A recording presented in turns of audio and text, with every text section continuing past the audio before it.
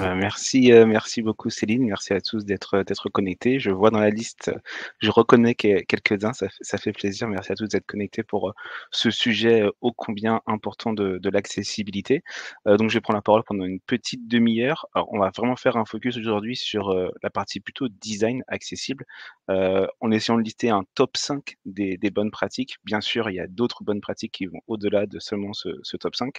Comme l'a dit Céline, moi je travaille chez, Ethic First, c'est la société que j'ai fondée après 10 ans de travail dans le web. Je travaillais pendant 10 ans en tant que développeur d'abord, puis en tant que chef de projet, dans des grandes agences web, et j'ai décidé, par la suite de me spécialiser vraiment dans l'accessibilité numérique, parce que c'est un sujet qui est, trop souvent oublié malheureusement, dans un monde où on parle pourtant de plus en plus, d'inclusivité et de numérique responsable, et malheureusement l'accessibilité numérique, malgré qu'il y a une obligation légale depuis pas mal d'années, c'est un sujet qui est, encore, malheureusement trop peu pris en compte, par, l'ensemble des métiers, du numérique. Alors quand on parle d'accessibilité numérique, finalement, de quoi on parle? Parce que c'est un peu le premier sujet qu'on va évoquer ensemble. L'idée de l'accessibilité numérique, c'est de rendre les contenus et les services numériques de communication au global, au public, accessibles à tous et plus particulièrement, vous le savez, aux personnes en situation de handicap. Souvent, quand on parle d'accessibilité numérique, il y a un acronyme qui revient, c'est l'acronyme A11Y. Je ne sais pas si ça vous parle. D'ailleurs, hier avait lieu la journée A11Y, Paris, à la maison de la radio à laquelle j'étais. Je ne sais pas si certains d'entre vous, y étaient également. Pourquoi A11Y? Alors attention, c'est très innovant, tout simplement parce que le mot accessibilité en anglais se dit accessibility. Ça commence par un A, ça finit par un Y et il y a 11 lettres entre les 2. Donc c'est pour ça qu'on a cet acronyme A11Y. Donc voilà, si vous voyez plus tard, sachez qu'on parle ici d'accessibilité numérique et donc comment rendre accessibles justement les sites internet, les intranets, les progiciels, les applications mobiles, bref, tout ce qui est numérique et qui nous poursuit aujourd'hui au quotidien, le digital, accessible aux personnes en situation de handicap. C'est souvent un public qui est, malheureusement oublié et pourtant ça concerne beaucoup de personnes et je pense que vous êtes concernés, hein, si vous êtes designer ou développeur ou chef de projet, vous travaillez dans le digital, quand on fait des interfaces numériques, c'est vraiment pour tout le monde et c'est pas juste pour faire, plaisir à un service marketing. L'idée, c'est toujours de penser à l'utilisateur final et quand on parle d'accessibilité numérique, il y a souvent 4 grands piliers qui reviennent, perceptible, utilisable, compréhensible et robuste. Alors pourquoi ces 4 grands piliers? Perceptible, puisque tout simplement, il y a des personnes qui vont voir, l'information de façon différente et il faut que l'information, elle reste perceptible de façon visuelle et auditive, pour l'utilisateur. Utilisable, puisqu'il y a des personnes qui vont pas avoir la même façon d'utiliser internet, notamment, bah, il y a des personnes du fait de leur handicap qui n'utiliseront pas la souris et qui vont utiliser exclusivement, le clavier et donc c'est important de faire en sorte que le site soit utilisable, par toutes et par tous. Compréhensible, c'est important aussi que les personnes, elles puissent, imaginer de façon prévisible comment les pages vont fonctionner et notamment aussi sur les formulaires, va aider l'utilisateur à corriger les erreurs de saisie et puis robuste, puisqu'on le sait, la technologie, elle évolue, très rapidement. Le web évolue, perpétuellement et les personnes en situation de handicap utilisent ce qu'on appelle les technologies d'assistance. Il est important, du coup, que nos services numériques soient, robustes et fonctionnels et compatibles avec ces technologies d'assistance. Donc c'est vraiment les 4 grands piliers quand on parle d'accessibilité numérique. Et quand on parle de handicap, souvent, on a une méconnaissance un peu, du sujet et je pense qu'il y a globalement un manque de sensibilisation et de pédagogie, en France et même je pense plus largement, en Europe. Mais en France, il faut savoir qu'on a quand même 12 millions de personnes en situation de handicap, ce qui fait beaucoup de personnes. Vous voyez, c'est pas, seulement quelques, dizaines de personnes qu'on laisse sur le côté, c'est beaucoup plus que ça. Et souvent quand on dit ce chiffre de 12 millions de personnes, que je n'invente pas, hein, c'est un chiffre officiel du gouvernement, souvent les gens, se disent: «Waouh, je pensais pas qu'il y avait autant de personnes», puisqu'en plus je pense que culturellement en France, d'ailleurs des études l'ont montré, hein, que quand on parle de handicap, les personnes ont plutôt tendance à, s'imaginer des personnes qui sont dans un fauteuil roulant. Voilà, culturellement, on imagine ça. Donc évidemment, il y a pas 12 millions de personnes, en fauteuil roulant en France. Mais par contre, il y a surtout 85 des handicaps qui sont invisibles et en fait, d'ailleurs, la plupart des handicaps, hein, si on parle par exemple de personnes qui sont dyslexiques, des personnes qui ont une vision un peu différente, par exemple, si je suis daltonien, si j'ai une perte partielle de l'audition, c'est des handicaps que vous ne voyez pas si vous me regardez aujourd'hui et pourtant, c'est des handicaps qui peuvent impacter l'usage du web. Alors après, on va prendre un petit peu de recul par rapport à ce chiffre, puisque évidemment, il faut être très pragmatique. Il n'y a évidemment pas 12 millions de personnes en situation de handicap qui sont impactées dans l'usage du web. Si je reprends tout à l'heure l'image de la personne qui est en fauteuil roulant et qui aurait perdu la motricité de ses membres, inférieurs suite à une maladie, un accident ou à un problème de naissance, cette personne-là, elle a potentiellement toute sa vue, toute son audition et toute sa motricité des membres supérieurs et donc elle ne serait pas impactée, par l'usage du web. Donc, en fait, au final, c'est beaucoup plus complexe que ça. Il faut considérer qu'il y a beaucoup de handicaps, il y a des degrés de handicap et que c'est très compliqué d'avoir des chiffres sur le sujet puisque notamment, bah, avec le RGPD, il est totalement impossible de collecter des données sur le handicap auprès des utilisateurs. Donc si on est dans une logique un peu, marketing ou héroïste de se dire: «Mais finalement, si je rends demain mon site ou mon application accessible, heu, quel pourcentage de chiffre d'affaires je pourrais avoir ou combien je peux espérer qu'il y ait des visiteurs qui vont arriver sur mon site?»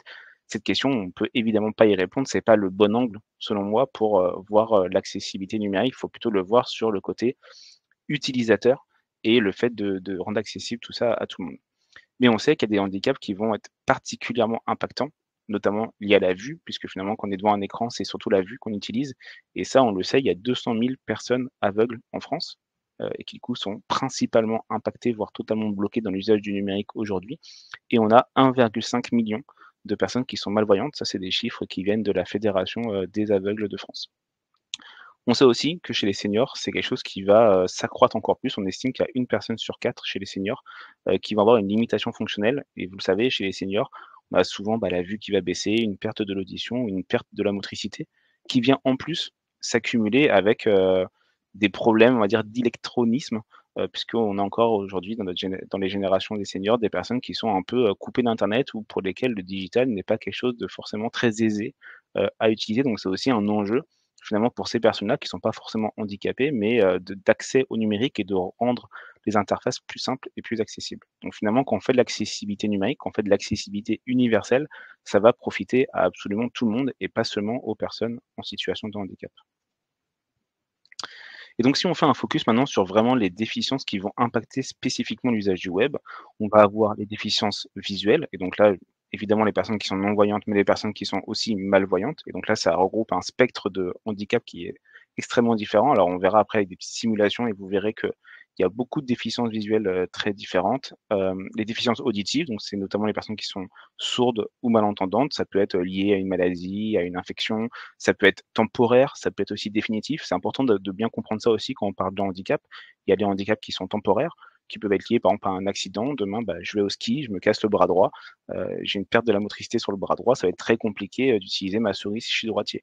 Et puis ça peut être aussi des handicaps qui deviennent définitifs. Alors soit définitifs parce qu'ils sont là depuis la naissance, soit suite à une maladie, suite à un accident. Donc il faut aussi bien comprendre ce mécanisme-là de temporaire et de définitif puisque par exemple, notamment dans les services numériques qui sont en interne au sein des entreprises ou des services publics, on se dit: «Oui, bon, finalement, c'est pas ouvert au grand public, pourquoi on ferait de l'accessibilité numérique?» Bah, on doit le faire puisqu'il y a des personnes, des collaborateurs en interne qui peuvent demain être en situation de handicap, qui peuvent être en situation de handicap temporaire ou on peut demain recruter des personnes en situation de handicap et donc la loi oblige, notamment de rendre ces sites, accessibles.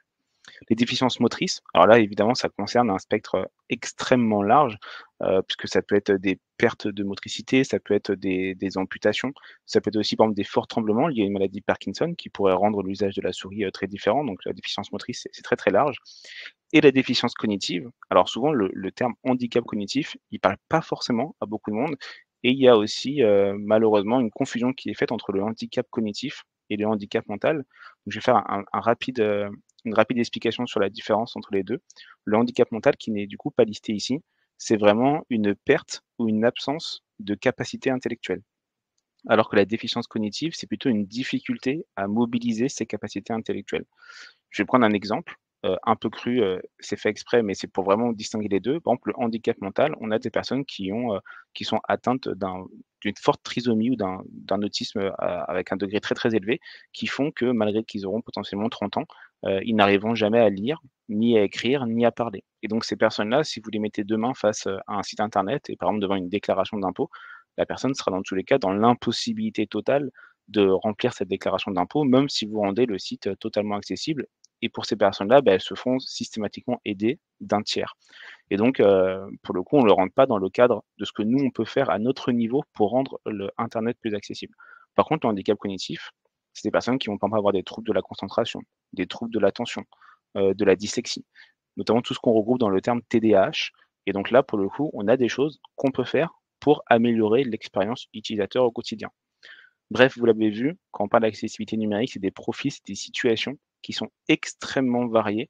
En plus, on peut avoir des handicaps qui vont se cumuler entre eux et on pourrait presque dire aujourd'hui que, chaque personne a un handicap qui lui est propre et unique.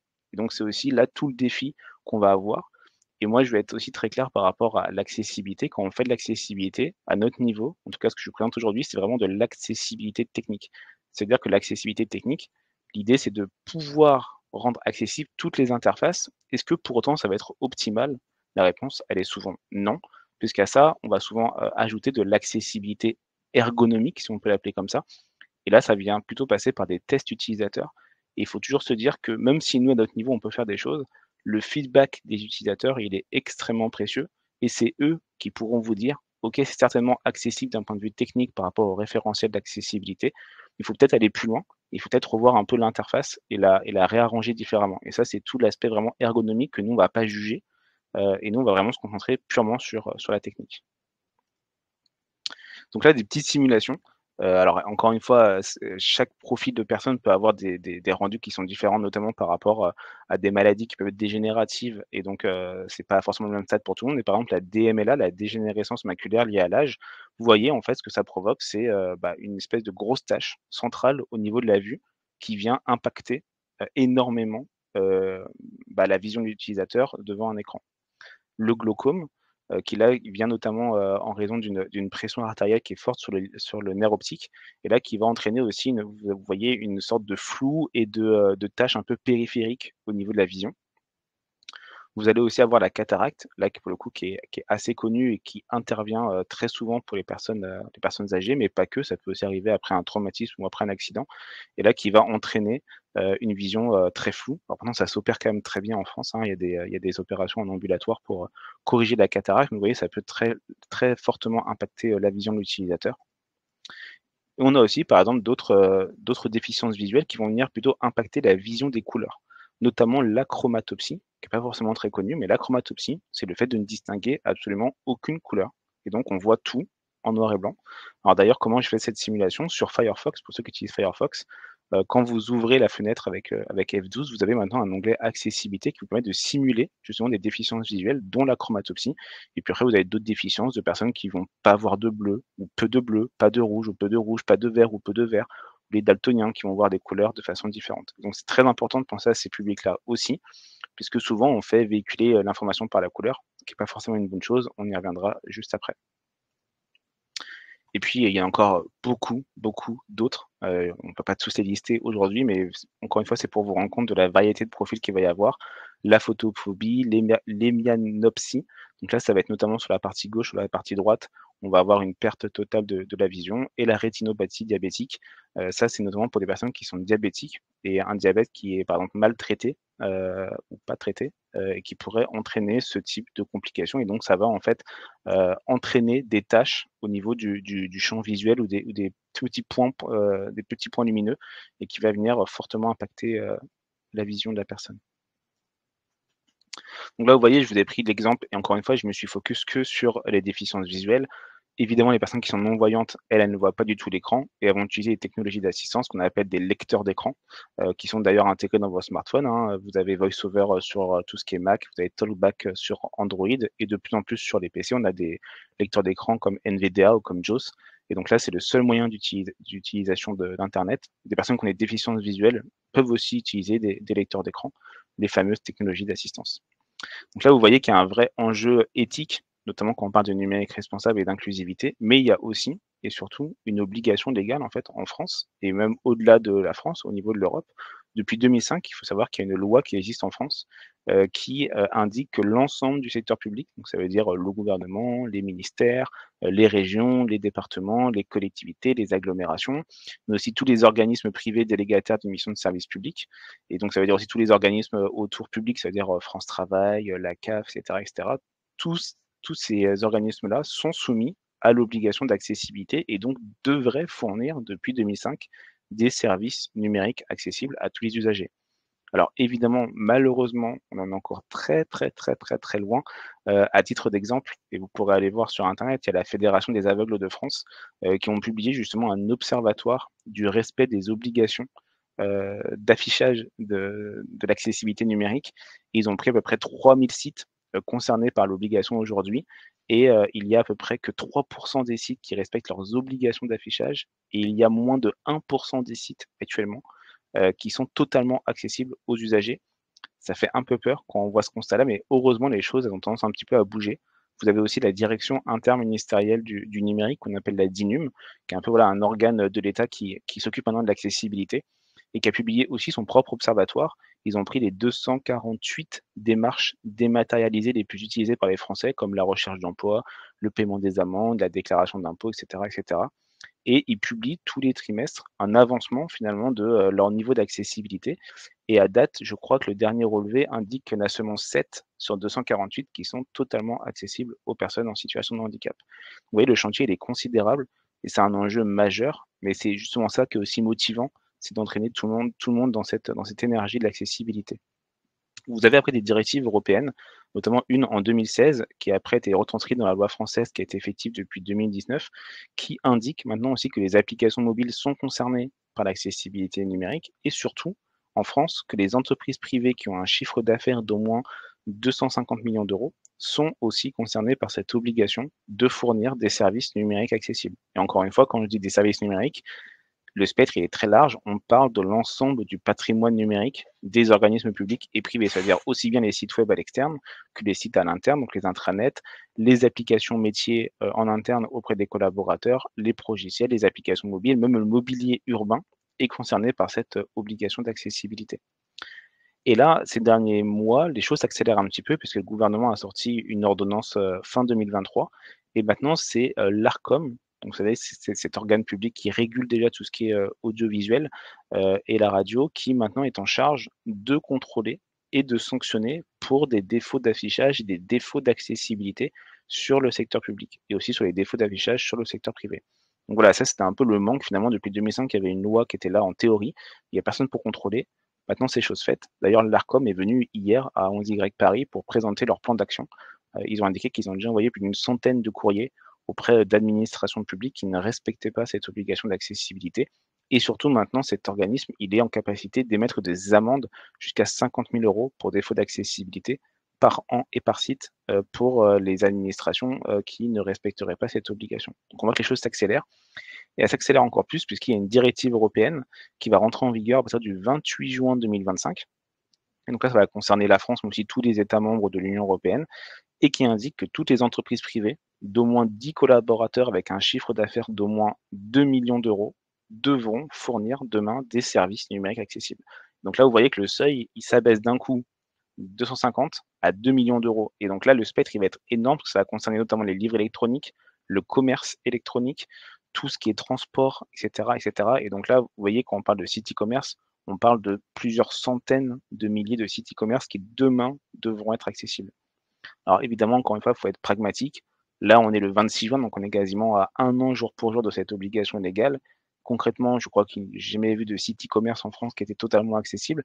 Donc le chantier, il est énorme, mais on voit qu'enfin les entreprises, elles bougent, elles voient que, il y a ces obligations légales qui commencent à se contraindre de plus en plus et notamment, il y aura aussi des organismes, de contrôle comme la DGCCRF, donc tout ce qui est consommation et répression des fraudes, qui seront en charge justement d'aller contrôler, les sites e-commerce pour vérifier qu'elles proposent, des services numériques accessibles avec aussi là des amendes à la clé. On attend encore le plan d'action, mais voilà, il y aura aussi les signalements des consommateurs qui seront pris en compte. Donc il pourrait y avoir des associations, des personnes en situation de handicap qui pourront faire des signalements auprès de la DGCCRF et qui le font d'ailleurs déjà auprès de l'Arcom, puisque sur leur site, vous avez un formulaire de signalement. Donc les choses bougent, enfin, même si ça bouge pas malheureusement assez vite. Et pour tout ça, face à cette montagne d'enjeux et de besoins, on a heureusement des solutions et des choses qui sont déjà en place depuis plusieurs années, qui suffit seulement d'appliquer ce qu'on appelle les référentiels d'accessibilité. Notamment en France, on a le RGAA, le RG2A, le référentiel général d'amélioration de l'accessibilité. Vous avez un site officiel, accessibilité.numérique.gouv.fr. Ce référentiel, il contient 106 critères et ces 106 critères, ils ont été établis, ils sont là pour couvrir justement les besoins des personnes en situation de handicap, qu'il s'agisse d'un handicap visuel, auditif, moteur ou cognitif. Donc finalement, tout est déjà là, la matière est là, c'est publié en ligne et on a déjà les moyens finalement de répondre aux besoins des personnes en situation de handicap.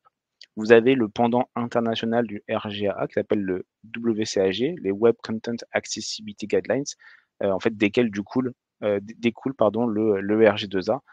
Et puis vous avez aussi l'État du Luxembourg qui a créé il y a quelques années maintenant le RAM pour les applications mobiles qui permet justement de vérifier techniquement la norme européenne sur, l'accessibilité des services numériques. Donc finalement, voilà, comme je disais, tout est là. Il suffit maintenant de sensibiliser les gens, de les former et de mettre en application ces référentiels d'accessibilité pour garantir une accessibilité universelle à toutes les personnes en situation de handicap. Faisons maintenant un petit focus sur quelques bonnes pratiques que j'espère vous pourrez appliquer, dès demain ou même dès cet après-midi, dans votre quotidien. Et notamment la première bonne pratique et j'espère que vous la connaissez celle-ci, elle est quand même maintenant de plus en plus répandue, c'est les contrastes de couleurs. Vous l'avez vu, il y a des personnes qui ont des déficiences visuelles et pour ces personnes-là, il y a un besoin fondamental de respecter un contraste suffisant entre la couleur du texte et la couleur d'arrière-plan. Et donc ça, c'est très simple à mettre en place puisqu'on a maintenant plein d'outils à notre disposition. Il y en a un qui est extrêmement connu qui s'appelle Color Contrast Analyzer, CCA, qui est un petit logiciel que vous installez sur votre ordinateur avec un système de pipette ou un système de code hexadécimal. Ça va vous calculer instantanément le ratio de contraste et vous dire si c'est OK ou si c'est pas OK. Pour les designers, je sais que de plus en plus on utilise maintenant Figma et sur Figma c'est pareil, il y a une quantité de plugins qui existent, notamment le plugin Contrast ou A11Y Contrast Checker. Vous tapez sur Google Contrast Ratio Checker de manière générale, vous avez des dizaines d'outils en ligne qui existent, des extensions de navigateurs et vous avez même maintenant dans Firefox et dans Chrome des outils automatiques de vérification des contrastes. Bref, il n'y a plus d'excuses. Il faut absolument faire en sorte que les contrastes soient maintenant bien renforcés. Et vous avez des ratios, notamment le ratio 4,5/1 pour tout ce qui est texte. Mais après, pour les textes de grande taille qui sont en gras ou les éléments graphiques, alors quand je parle d'éléments graphiques, c'est par exemple la loupe pour le moteur de recherche, ou des choses comme ça, ou les flèches sur un slider. Là, on a des ratios qui sont un peu plus bas. Maintenant que je dis ça, je sais que souvent la remarque que les designers vont dire, c'est: «Oui, mais tu sais Jérémy, si on respecte les ratios de contraste, ça veut dire qu'on est un peu contraint dans notre créativité et puis on va avoir des sites qui sont pas très beaux et qui sont un peu moches». Alors je réfute cette hypothèse, puisqu'on peut faire des sites très jolis qui respectent des ratios de contraste. Il y en a maintenant pas mal sur internet et surtout, on a une problématique par contre là qui est entendable, c'est celle d'une charte de communication qui serait imposée par une entreprise privée. Par exemple, on travaille avec le groupe EDF ou avec le mouvement Leclerc et dans le logo Leclerc ou dans le logo EDF, vous avez, du orange. Orange qui doit nécessairement être utilisé sur le site, sauf que pas de chance, le orange, c'est une couleur qui est très compliquée à rendre contrastée puisque dès que vous la rendez contrastée, on va tendre tout de suite vers un orange très foncé, voire un rouge. Et donc là, évidemment, le groupe EDF ou le groupe Leclerc va vous dire: «Bah, on va pas changer le orange juste pour ça». Mais le RJ2A est bien fait puisqu'il a prévu cette problématique de on peut pas changer la couleur et dans ce cas-là, ce qu'on peut faire, c'est mettre en place ce qu'on appelle un mécanisme de remplacement. Donc c'est souvent un petit bouton qui est accessible en haut du site, qui permet au clic, de renforcer les contrastes qui sont pas suffisants. Et donc vous pouvez avoir un site avec une charte de communication et des contrastes qui ne sont pas respectés par défaut et donc une personne qui n'a aucune déficience, qui n'a aucun handicap, arrivera sur le site, elle verra les couleurs comme n'importe qui et les personnes qui ont des besoins spécifiques pourront activer ce bouton-là et évidemment, il faudra qu'à l'activation du bouton, tous les contrastes soient bien renforcés. Donc par exemple, un orange, on va le rendre plus foncé ou alors on passera directement sur du noir. Ça après, c'est un choix graphique, qui s'entend et donc ça veut dire aussi de maintenir une charte, par défaut et une charte alternative accessible et ça peut aussi faire notamment dans les dark modes. Il y a de plus en plus de dark mode sur les sites, bah, le dark mode peut aussi être une possibilité de, s'assurer que tous les contrastes sont bien respectés et je vous invite d'ailleurs à aller sur le site dalka.fr qu'on a accompagné dans la refonte de leur site éco-conçu et accessible et vous verrez en haut à droite, qu'il y a ce petit bouton justement pour, renforcer les contrastes. Donc ça, c'est un élément qui est quand même extrêmement important et qui est pas si compliqué que ça à prendre en compte. Faut-il encore le prendre en compte dès le début du projet? Autre point important par rapport aux couleurs, il faut s'assurer que l'information n'est pas véhiculée uniquement par la couleur. Vous l'avez compris, il y a des personnes qui ne distinguent pas les couleurs comme tout le monde et donc c'est important de faire en sorte que, il faut distinguer autrement que par la couleur et notamment, par exemple, par la forme. On a trop souvent, par exemple dans des systèmes de menus ou dans des barres d'onglets, des, éléments actifs qu'on ne voit différemment et qu'on sait qu'ils sont actifs que par la couleur. Donc ça, c'est par exemple un vrai problème. Même des fois dans des graphiques, qu'on va voir sur des sites, bah, l'information est portée uniquement par la couleur Exemple, regardez le petit graphique en bas à gauche. Bon, la qualité est pas super, mais là, typiquement, ce graphique pose un problème d'accessibilité majeur. Comment on sait que les 50% en vert correspondent aux lipides? Parce que justement, notre cerveau fait l'association entre la section à gauche qui est verte et la légende où il est marqué que le vert, c'est le lipide. Sauf que moi, si je ne distingue pas le vert, ou si je ne distingue aucune couleur, ou que je suis daltonien, bah, il est fort possible que je ne sache pas que c'est relié forcément à cette couleur-là. Et donc là, je vais avoir une perte d'information potentiellement importante dans une page qui m'intéresse. Donc là, une solution, c'est bah, par exemple, plutôt que de mettre une légende avec des couleurs, de directement mettre à côté des 50% lipides. Et donc là, on aura l'information même si on ne distingue pas correctement la couleur. Et à contrario, un bon exemple, et ça j'ai pris sur le site de Malte, on voit qu'on a un système d'onglets. On voit qu'on a un onglet qui est actif, marketing et communication, parce qu'il est dans une couleur différente, mais en plus de la couleur, on a en dessous une barre, et donc la forme nous permet de distinguer l'item actif en plus de la couleur. Bon, ici on a quand même des problèmes de contraste de couleur parce que le gris n'est pas assez contrasté, mais c'est pas l'objet de la remarque ici. C'est des éléments qui sont très simples à mettre en œuvre. Et par exemple, dans un système de slider, qu'on a les systèmes de puces en bas, avec les puces qui sont, enfin la puce qui est active et les puces qui sont désactivées, il suffit juste d'avoir une puce un peu plus grosse. Et donc, par la forme, on va en distinguer autrement que par la couleur la puce qui est active. C'est juste des petits réflexes à avoir en phase de design qui peuvent changer du coup la vie de personnes qui utilisent un site internet. Troisième bonne pratique, et ça c'est très important, éviter les distractions visuelles et les gestes complexes. Alors, les distractions visuelles, ça va notamment concerner les personnes qui ont un handicap cognitif, notamment les troubles de l'attention et les troubles de la concentration. On voit encore, malheureusement, trop souvent, sur des sites internet ou des applications mobiles, d'ailleurs de manière générale, des sliders, des carousels à défilement automatique, donc qui défilent automatiquement, notamment sur des grands sites e-commerce où on aime bien mettre des promos dans des grands carousels automatiques. Et ça, c'est un vrai problème puisqu'il n'y a pas de mécanisme qui permet de stopper l'animation. Et donc finalement, l'utilisateur, il va subir en quelque sorte l'animation, alors qu'une des règles de l'accessibilité, c'est toujours de laisser à l'utilisateur le choix d'imposer ses propres réglages. C'est à l'utilisateur de dire: «OK, c'est bon, j'ai lu ce qu'il y a sur la première slide, maintenant je veux passer sur la slide suivante».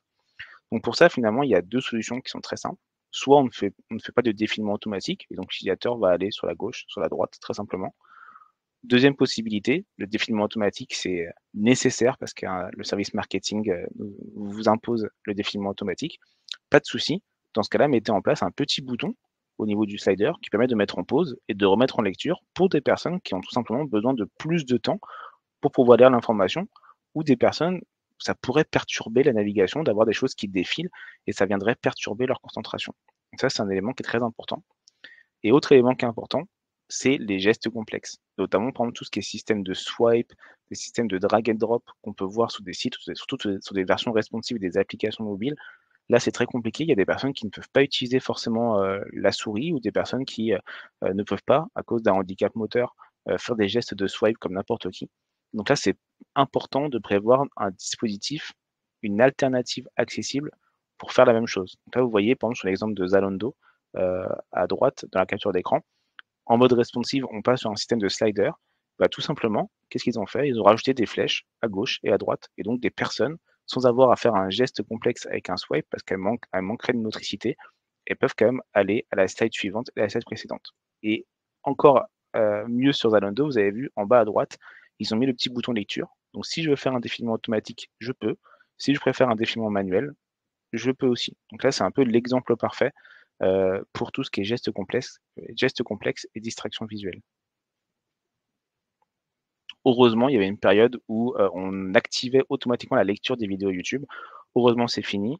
On n'est plus en 2000, il n'y a plus de gifs clignotant sur les sites. Ça, c'est cool aussi, parce que les gifs qui clignotent sur un site, je peux vous assurer qu'en termes de troubles de l'attention et de la concentration, c'est un peu une catastrophe.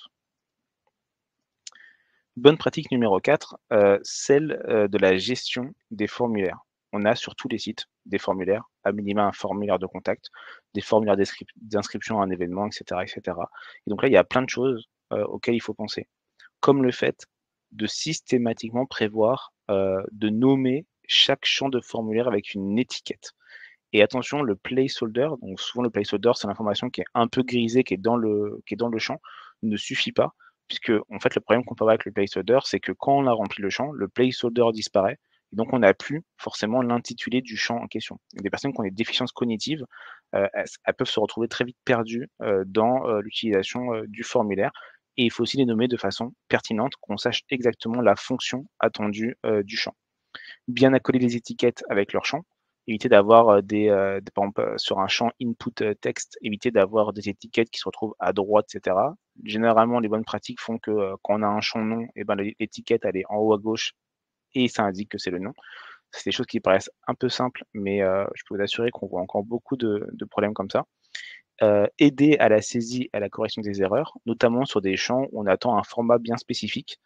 Il ne faut pas hésiter à l'indiquer à l'utilisateur en amont et qu'il ne découvre pas par mauvaise surprise à la soumission du formulaire que, bah, finalement on attendait un autre format. Donc faut toujours accompagner, l'utilisateur et notamment quand on soumet le formulaire et qu'il y a des erreurs, une indication qui consiste à dire: «Les champs en rouge sont en erreur», c'est un peu une catastrophe en termes d'accessibilité. Dire des personnes ne pourraient ne pas distinguer le rouge et surtout, elles ne comprendraient pas forcément de quelle erreur il s'agit. Donc bien reprendre dans le message d'erreur quel est le champ qui est concerné en reprenant exactement l'intitulé du nom du champ. Parce qu'on voit encore malheureusement trop souvent des champs qui s'appellent email dans le formulaire et quand on soumet, l'erreur nous dit le champ courriel n'est pas bon, on ne respecte pas le format attendu. Et une personne qui a une déficience cognitive pourrait se dire bah mince, je comprends pas, dans mon formulaire, j'ai pas de champ courriel, j'ai un champ email. Et elle ferait pas forcément le rapport entre les deux. Donc bien reprendre le nom du champ et bien surtout expliciter l'erreur pour que la personne puisse corriger son erreur et le but final, soumettre son formulaire comme n'importe qui. Être prédictible, ça revient un peu à ce que je vous ai dit juste avant, qu'elle sache en fait ce qu'elle va faire et notamment dans vos boutons d'action, un bouton qui consisterait à dire OK, c'est pas un bouton, qui a un nom qui est, pertinent. Il faut vraiment qu'il y ait des verbes d'action et qu'on sache ce qu'on va faire. Est-ce qu'on va effacer le formulaire? Est-ce qu'on va envoyer le formulaire? Est-ce qu'on va annuler la demande? C'est des termes qui sont très importants et c'est aussi très important d'avoir des termes qui sont homogènes. Si vous avez plusieurs formulaires sur un site, de bien penser à avoir les mêmes verbes d'action et d'avoir les mêmes noms de champs de formulaire pour une expérience, cohérente pour l'utilisateur. Et enfin, si des champs sont obligatoires, l'astérisque ne suffit pas. Il faut rajouter évidemment une indication qui dit que les champs suivis d'un astérisque sont obligatoires et l'indication, il faudrait la trouver avant le début du formulaire et pas à la fin, puisqu'une personne, elle va remplir le formulaire de haut en bas et donc c'est important qu'elle ait toutes les informations en amont du formulaire. Et dernière bonne pratique, alors encore une fois, il y a plein d'autres bonnes pratiques à mettre en œuvre, mais j'ai fait un focus sur celle-ci, tout ce qui est médias, notamment les images, et les médias audio et vidéo. Alors à votre niveau, vous ne vous rendez pas forcément compte à quel point c'est impactant, mais il y a besoin de transcription textuelle. Typiquement, si je mets en place sur un site un podcast audio, donc ce n'est que de l'audio, une personne qui est sourde, elle est dans l'incapacité totale d'écouter le podcast audio. Et comment elle peut accéder à l'information? Via une transcription textuelle qui va venir reprendre l'intégralité du contenu, du podcast audio. Et cette transcription textuelle, donc ça va être potentiellement un long texte, il doit être accessible sur le site. Alors soit via un texte adjacent, soit via un système d'accordéon, de popping si on veut pas que ça prenne trop de place sur le site, ou soit via un bouton qui redirige vers une page dédiée qui contient la transcription. Ça peut aussi être le cas sur des grosses infographies, qui sont des très grosses images, où là une personne qui est non-voyante, qui est malvoyante, va utiliser un lecteur d'écran et le lecteur d'écran, il ne pourra pas par magie décrypter l'infographie, il faudra aussi lui fournir une transcription textuelle qui va reprendre l'intégralité du contenu, de l'infographie et c'est pareil aussi pour la vidéo. Alors à votre niveau, vous pourriez vous dire: «Beh, moi en tant que designer, en quoi je suis impacté?» La transcription finalement, c'est au contributeur de contribuer la transcription et vous avez raison. Sauf que le contributeur, il faut-il encore que dans son CMS, dans son back office, dans son interface d'administration, il ait le champ pour, avoir la transcription. Donc ça veut dire qu'il faut que le développeur y ait pensé. Mais souvent le développeur, ce qu'il va faire, c'est qu'il va baser sur les maquettes. Et si sur les maquettes, on n'a pas prévu ce système de transcription, en fait, il va passer finalement à la trappe entre toutes les étapes du site internet, entre la conception, entre le développement et la contribution. Personne n'aura pensé à la transcription. Et nous, quand on va faire un audit d'accessibilité à la fin, on dira: «Bah, il manque une transcription». Le contributeur va nous dire: «Mais moi, j'ai rien pour contribuer à la transcription». Les développeurs va dire: «Ah mais moi je sais pas à quoi ça ressemble pour développer la transcription» et du coup le designer va dire: «Ah bah oui, moi j'ai pas pensé à mettre en place la transcription». Donc pensez systématiquement à avoir ce système-là sur tous vos médias, qu'on est sur des images qui sont, simples, l'alternative textuelle dans le code, elle suffit, mais sur des grosses infographies, sur des graphiques complexes, il nous faut une transcription textuelle et donc là, il faut bien penser à designer comment vous comptez mettre en place, cette transcription pour que ça soit pas oublié, dans la chaîne de production, du service numérique. Voilà, je suis arrivé au bout, de, ma demi-heure de bonnes pratiques. Je vous répète encore une fois, mais ici, je n'ai pris que quelques critères du RH2A. Il y en a 106. Les 106 ne concernent pas évidemment, que le design, mais il y a aussi d'autres critères qui concernent le design. Donc je vous invite fortement à vous intéresser au sujet, à déjà mettre en place ces bonnes pratiques-là. Je peux vous assurer que ça va, changer, la vie de personnes qui ont, notamment des déficiences, visuelles, et je reste à disposition pour répondre à toutes vos questions. Merci beaucoup Jérémy pour ta présentation, timing parfait. Écoutez, n'hésitez pas à poser vos questions dans l'onglet en bas à droite. On en avait déjà une tout à l'heure, donc je vais Oui. l'afficher à l'écran. Hop, voilà, question de Maxime. Donc concernant les différents niveaux que tu as cités, ils ne comprenaient pas tout à fait leur répartition. Est-ce que ce système de niveau n'est applicable que pour le WCAG ou existe-t-il une liste de critères? Oui, Chaque alors en effet, bonne question, Maxime. En fait, il faut savoir que dans le référentiel international, donc dans le WCAG, le WCAG, les critères sont répartis par niveau. Donc le niveau simple A, double A et triple A. Les critères simple A sont en fait les critères un peu, basiques et simples à mettre en place. Les critères double A, c'est un peu les critères moyens, et les critères triple A, c'est les critères qui sont beaucoup plus compliqués à mettre en place et qui vont concerner, un public qui en plus, est plus restreint. La norme européenne, la fameuse norme EN 301-549 de mémoire, elle vise le niveau double A, au niveau de WCAG. C'est ce qui est écrit dans la directive européenne. Et en France, quand on a créé le RGAA, qui est une méthode de vérification technique de cette norme internationale, on a décidé de supprimer les critères AAA parce qu'on considérait qu'ils étaient, trop complexes à mettre en œuvre, voire trop coûteux. Par exemple, dedans, tu vas avoir, tout ce qui est langue des signes, tout ce qui est LSF, ça fait partie des critères AAA. D'ailleurs, si tu vas sur le site accessibilité.numérique.gouv.fr, tu verras qu'il y a une page dédiée aux critères AAA qui ont été retirés du RGAA. Donc finalement, si je résume, si demain tu es 100% conforme avec le RGAA, ça veut dire que tu es, compliant avec le WCAG niveau AA, puisque les critères AAA ont été retirés. Et même au niveau, par exemple des États-Unis, souvent la norme, c'est quand même de viser le AA. Merci beaucoup pour ta réponse. N'hésitez pas si vous avez d'autres questions, on a encore du temps. Hop, et j'ajoute du coup dans le chat un formulaire de satisfaction. N'hésitez pas à nous dire ce que vous avez pensé du format, si c'est des choses que vous voulez revoir. C'est hyper important pour nous, pour savoir si on refait ce type de thématique. Je vois qu'il y a des personnes qui sont en train d'écrire, donc on va attendre un petit peu de voir s'il y a des questions. Alors, Émilie demande, auriez-vous une liste d'outils pour tester l'accessibilité, de préférence gratuit? Oui, alors c'est une question qui revient, assez souvent.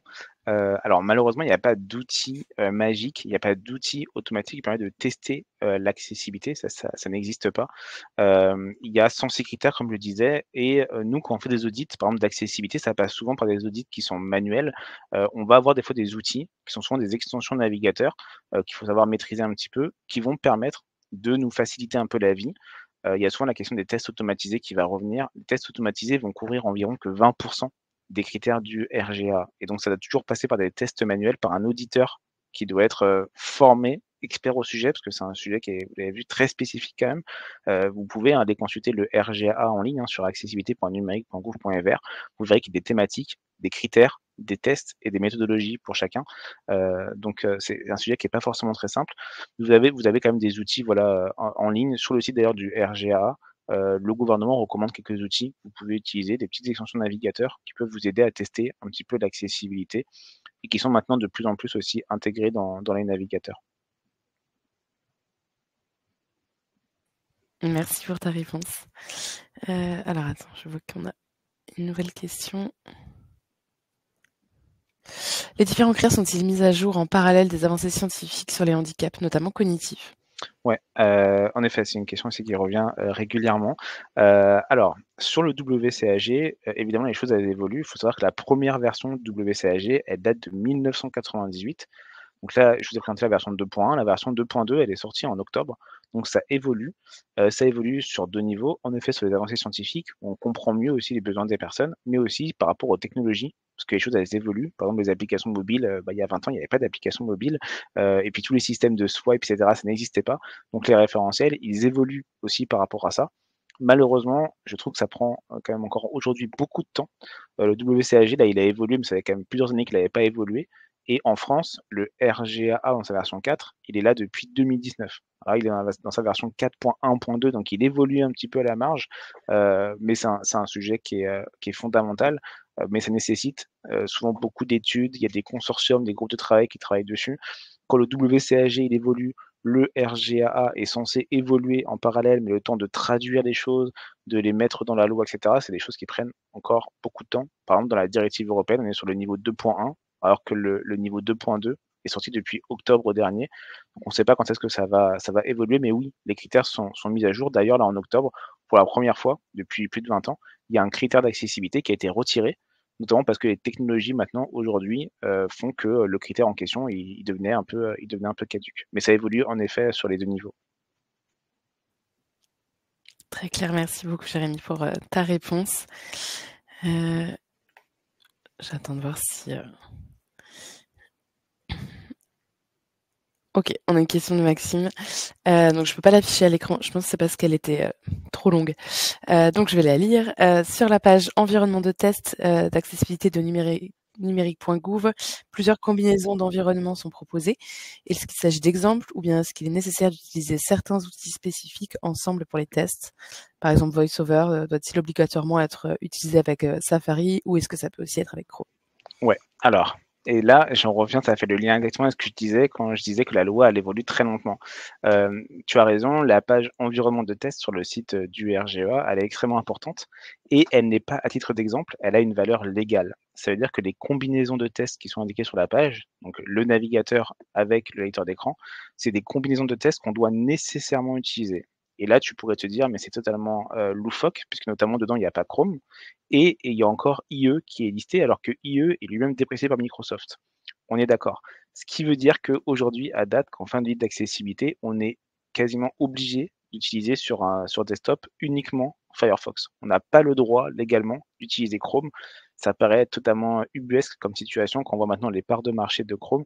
Malheureusement, la législation, tu vois, encore une fois, c'est des lois, ça évolue très, très peu ou très, très lentement par rapport aux technologies qui, elles, avancent beaucoup plus vite que la partie administrative. Le seul cas où on pourrait utiliser Chrome, c'est quand on est sûr d'être dans un environnement qui est maîtrisé. Par exemple, on a eu le cas sur, l'intranet, d'un de nos clients, un grand groupe privé, où là, les collaborateurs, ils étaient bridés sur Chrome parce que la DSI faisait en sorte que sur les postes de travail, on ne pouvait pas utiliser autre chose que sur Chrome et quand on est sûr d'être dans un contexte qui est maîtrisé, souvent des contextes qui sont internes à l'entreprise, on a le droit par dérogation de faire un audit avec Chrome. Mais sinon, c'est principalement que du Firefox. Le seul cas où on peut utiliser Chrome, c'est Chrome avec Talkback sur Android. C'est la seule combinaison, autorisée sur mobile.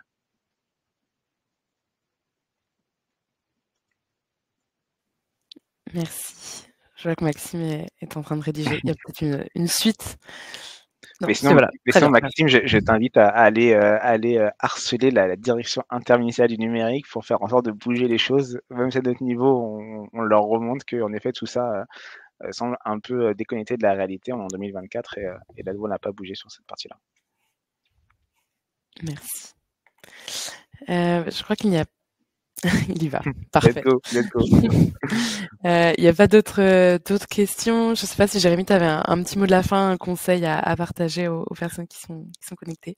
Non, bah, le seul conseil, c'est enfin, la seule chose que j'espère, c'est que je vous ai un petit peu ouvert les chakras, aujourd'hui, parce que souvent, voilà, encore une fois, quand on fait du design, quand on fait du web, on réfléchit souvent à répondre à un cahier des charges et des exigences qui sont marketing et on oublie trop souvent pourquoi on fait tout ça. C'est pour l'utilisateur final et quand on oublie 12 millions de personnes en situation de handicap, est-ce qu'on peut être content du travail qu'on a fait à la fin? Moi, j'estime que non. Repensons à l'utilisateur, c'est pour eux qu'on fait le numérique et si on le rend pas accessible à tout le monde, bah, finalement, on rate un peu notre mission au quotidien. Et c'est important d'inclure tout le monde dans le numérique, notamment les personnes en situation de handicap.